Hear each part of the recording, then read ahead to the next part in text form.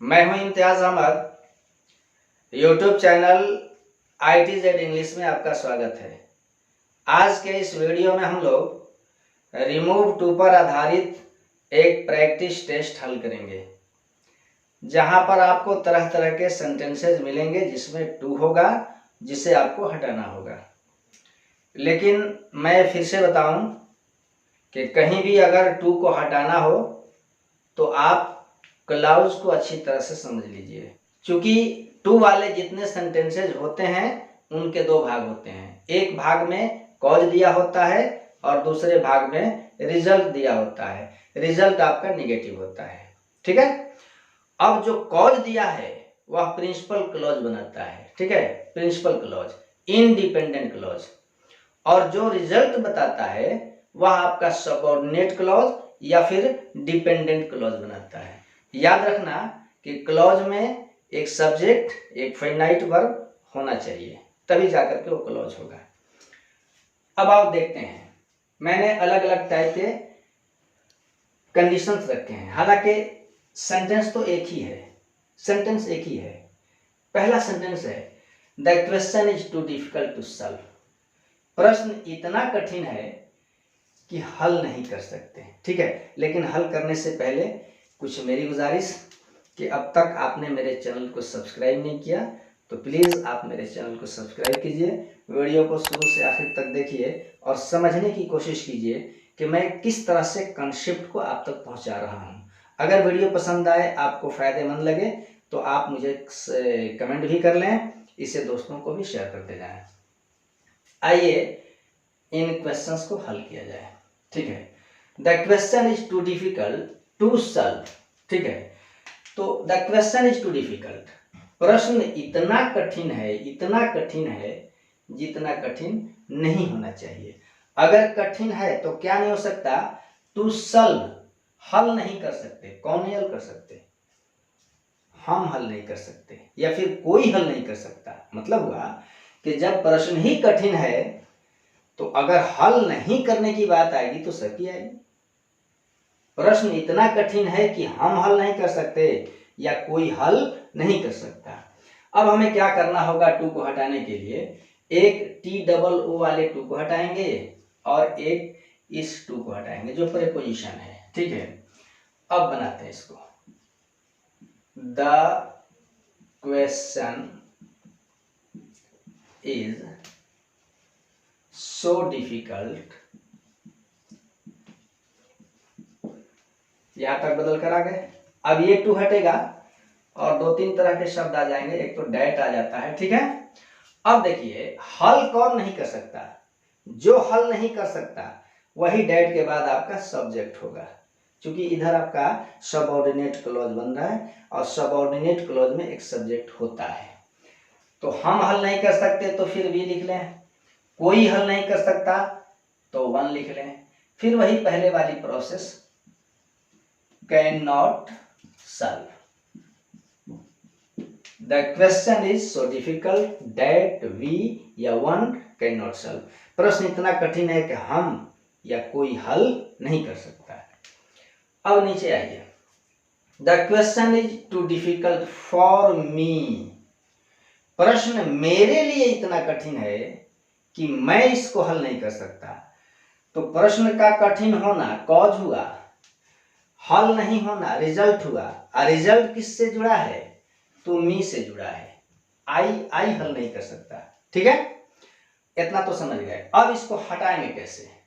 देखो इधर, the question is so difficult, इतना तो आप पहले भी कर रहे थे, ठीक है। The question is so difficult. अब आइए, ये तो आपका प्रिंसिपल क्लॉज हुआ, इधर आपका बनता है सबऑर्डिनेट क्लॉज, ठीक है। अब इस सबऑर्डिनेट क्लॉज में फॉर मी और एक टू, इन तीनों की कोई जरूरत नहीं है। और ट्रांसफॉर्मेशन में जिन शब्दों की आवश्यकता नहीं होती है उसे हटा दिया जाता है, जो बाहर से जरूरत पड़ती है उसको ले लिया जाता है। शब्द बदल लीजिए, सेंटेंस का स्ट्रक्चर बदल दीजिए, है ना, सब कुछ बदल दीजिए। एक ही शर्त है, वो नहीं बदलना है। सेंटेंस का सेंस जो है वो कभी डैमेज नहीं होना चाहिए। जो पहले सेंटेंस में सेंस है वही सेंस अगले वाक्य में होना चाहिए। तो मतलब मेरा कहना है कि फॉर मी की यहाँ जरूरत नहीं है, हम क्या करेंगे, हटा लेंगे। लेकिन ध्यान रखिए कि डैट आएगा, डैट। अब फॉर मी आई से परिणाम जोड़ना है तो डैट के बाद अब आई सब्जेक्ट होगा। अगर यहाँ फॉर हिम रहता तो ही बनता, फॉर हर होता तो सी बनता, फॉर देम होता तो दे होता, अब फॉर राम होता तो राम होता। ठीक है, मतलब जिससे परिणाम जुड़ा है वही यहां सब्जेक्ट होगा। That I can not solve. ठीक है, बन गया। The question is so difficult that I can not solve. प्रश्न इतना कठिन है कि मैं इसको हल नहीं कर सकता। ठीक है, अब अगले क्वेश्चन को देखते हैं। The question is too difficult to be solved, to be solved. अब देखिए ये जो वर्ब है ये पैसिव फॉर्म का है। क्या है, पैसिव फॉर्म, पैसिव वॉइस है ये। ठीक है, अब मैं यहां के लिए आपको एक कॉन्सेप्ट बता लूं कि 2+V1 ये होता है एक्टिव फॉर्म में, एक्टिव वॉइस। ठीक है, और 2+V1 को जब हम पैसिव में ले जाते हैं ना तो ये टू बी प्लस वर्ब के थर्ड फॉर्म में बदल जाती है। तो इस तरह से अगर मान लीजिए कि टू ईट है तो ये पैसिव में क्या बन जाएगी, to be eaten, to be eaten. अगर टू सॉल्व है तो क्या बनेगा, टू बी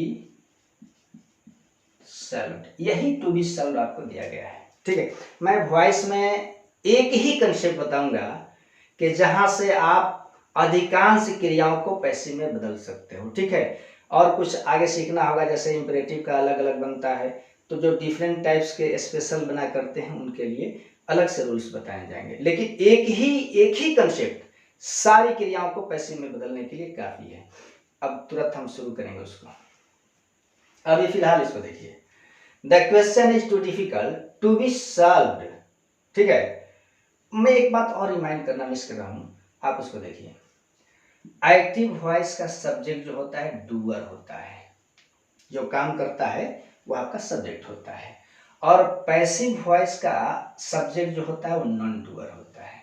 बस इतना ही काफी है। अब देखिए टू बी सॉल्व्ड, अगर ये पैसिव है तो इसका डेट के बाद जो सब्जेक्ट बनेगा वो नॉन डूअर होगा। कौन सा होगा पता करो। The question is too difficult to be solved, प्रश्न इतना कठिन है कि इसको हल नहीं किया जा सकता। इसको, किसको, प्रश्न को। तो प्रश्न तो खुद को हल नहीं कर सकता, हम ना हल करते हैं, और हम वहां सब्जेक्ट अब बनेंगे नहीं, अब प्रश्न सब्जेक्ट बनेगा। कैसे,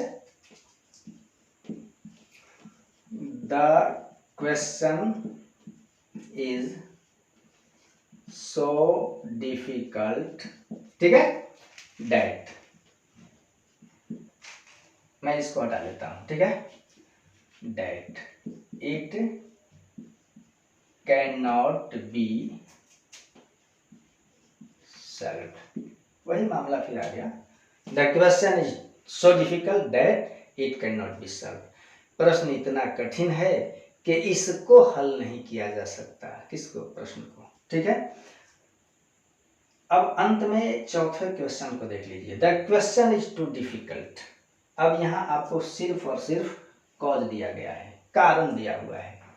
आप इसको दो तरह से बना सकते हो। ठीक है, दोनों जगहों पर आप कॉम्प्लेक्स बनाओगे, एक पीसी और एक एससी।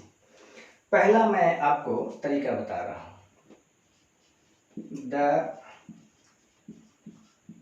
क्वेश्चन इज, ठीक है, यहां तक मैं आ गया। अब टू को क्या करना है कि साफ छोड़ देना है, टू को हटा दीजिए।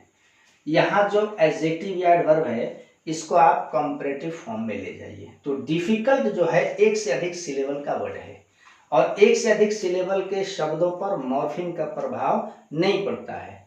अगर हमारी एडजेक्टिव या एडवर्ब एक से अधिक सिलेबल के हैं तो मोर जोड़ करके हम उन्हें कंपैरेटिव और मोस्ट जोड़कर उन्हें सुपरलेटिव बनाते हैं। यहां हमें मोर रखना पड़ेगा, मोर डिफिकल्ट। ये मोर डिफिकल्ट आपका कंपैरेटिव फॉर्म हुआ। ठीक है, अब टू हट गया, एक काम और अलग से करना है कि मोर डिफिकल्ट, ये कंपैरेटिव हुआ, और कंपैरेटिव डिग्री के साथ देन का प्रयोग अवश्य होता है, याद रखना है। ये देन क्या है, तो सब ऑर्डिनेटिव कंजंक्शन है। The question is more difficult than, अब बाहर से एक सेंटेंस लाइए, इट इज प्रॉपर, या फिर लिख सकते हो इट शुड बी, ये दोनों आपको कर लेता है ना, या तो इट इज प्रॉपर रख लीजिए या इट शुड बी रख लीजिए, एक तो ये तरीका है। दूसरा तरीका यह है कि हमें कॉज दिया हुआ है, इस हिसाब से हम एक उचित परिणाम जोड़ लेंगे जो नकारात्मक होगा, यानी कि इस स्ट्रक्चर को हम अप्लाई करेंगे। कैसे, the question is so difficult that we cannot solve, प्रश्न इतना कठिन है कि हम हल नहीं कर सकते। आप टू को चाहे जैसे बदलो, बस मामला एक ही बनेगा कि कारण से प्रिंसिपल क्लॉज है ना, इंडिपेंडेंट क्लॉज, और परिणाम से सबऑर्डिनेट क्लॉज या फिर डिपेंडेंट क्लॉज बनता है। एक ही कॉन्सेप्ट काफ़ी है टू को हटाने के लिए। मुझे भरोसा है कि ये प्रैक्टिस सेट आपके लिए बड़ी लाभप्रद होगा, इसलिए आप इसको दोबारा देखिए, तिबारा देखिए, समझिए कैसे टू हटाया जाता है। ठीक है, फिर मिलता हूँ अगले वीडियो में कुछ और लेकर के, तब तक के लिए खुदा हाफिज़।